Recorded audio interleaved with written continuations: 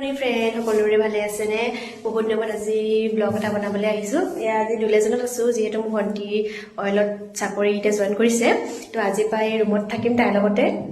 এয়া এতিয়া পাকঘৰত সোমাই আছোঁ। তাই শাক চাক বনাবলৈ একদম ৰেডি কৰিছে। তাকে এতিয়া মই বনাব নালাগে বুলি কৈছোঁ, মই বনাম। তাইৰ গাটো বৰ ঠিক নাই, কাইলৈ ডিউটি যাব লাগিব যে।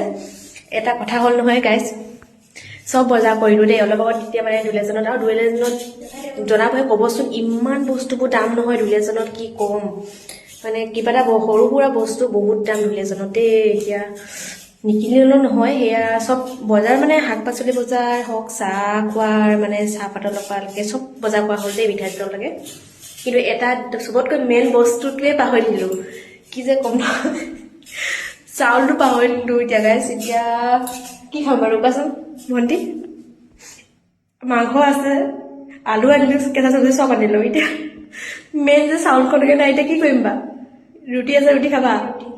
হা এতিয়া তাই এতিয়া আমাৰ বৰটা ভাল নাপায় ৰুটি, তথাপিও কৈছোঁ যে আজি ৰুটিকে বনাই দিওঁ, তাৰপৰা কাইলৈ দুপৰীয়াটো ভাতকে বনাই দিম।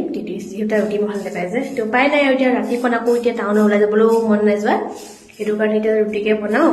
এতিয়া তাই সেই চব্জি কাটিব ষ্টাৰ্ট কৰিছে আৰু মই তাকে অলপ লাগি পিনি বনাই লওঁ। পিছত আকৌ